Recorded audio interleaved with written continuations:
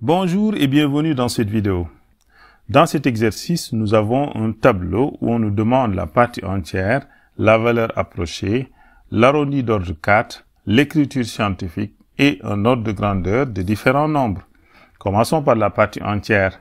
Ici, on nous demande la partie entière de racine de 3 moins pi.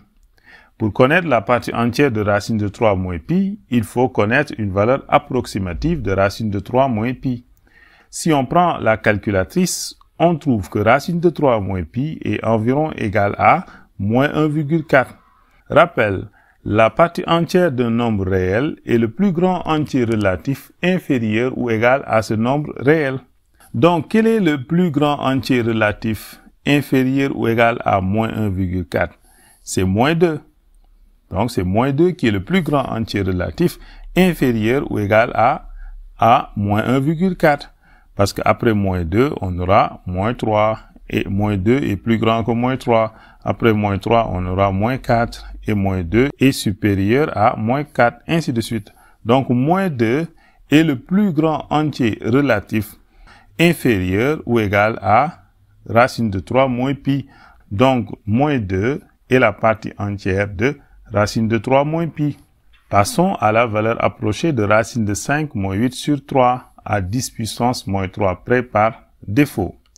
Pour cela, on fait comme précédemment, on calcule une valeur approximative de racine de 5 moins 8 sur 3. C'est environ moins 1,9213. Donc, on va aller jusqu'à 3 chiffres après la virgule. On sait que moins 1,922 est plus petit que moins 1,9213 qui est plus petit que moins 1,921.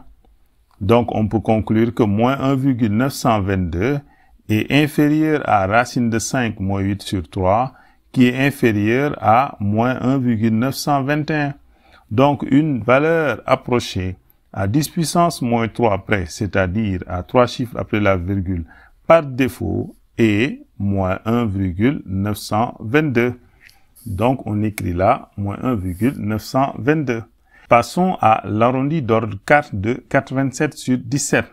Pour cela, on fait comme précédemment, on calcule une valeur approchée de 87 sur 17. 87 sur 17 est environ égal à 5,11764.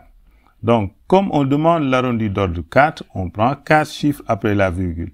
Mais il faut regarder le chiffre qui est après le quatrième chiffre, après la virgule, c'est un 4. Donc, l'arrondi d'ordre 4 est égal à 5,1176. Parce que si le chiffre qui était après 6 était 5, 6, 7, 8 ou 9, on aurait ajouté à 6 1. Et l'arrondi d'ordre 4 serait 5,1177. Mais comme le chiffre qui est après 6 est égal à 4, alors l'arrondi d'ordre 4 de 87 sur 17 est égal à 5,1176. Donc on met là 5,1176. Maintenant, on nous demande l'écriture scientifique de 375,9. On rappelle que donner l'écriture scientifique d'un nombre réel x, c'est l'écrire sous la forme a 10 à la puissance p avec 1 inférieur ou égal à a strictement inférieur à 10. Donc 375,9 est égal à 3,759 10 puissance. 10 puissance combien? Ici, on a déplacé la virgule vers la gauche de combien de rangs? De 2 rangs. Donc c'est 10 puissance 2. Donc l'écriture scientifique, c'est 3,759 10 puissance 2. Enfin, passons à l'ordre de grandeur de 375,9. Pour déterminer l'ordre de grandeur de 375,9, il faut d'abord déterminer son écriture scientifique.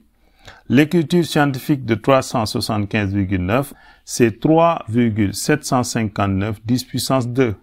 Maintenant, comment donner l'ordre de grandeur? Pour donner l'ordre de grandeur, il faut donner un arrondi d'ordre 0 de A, c'est-à-dire de 3,759. Et l'arrondi d'ordre 0 de 3,759, c'est 4. Parce que l'arrondi d'ordre de 0, on prend le chiffre qui est avant la virgule. Mais il faut regarder le premier chiffre après la virgule.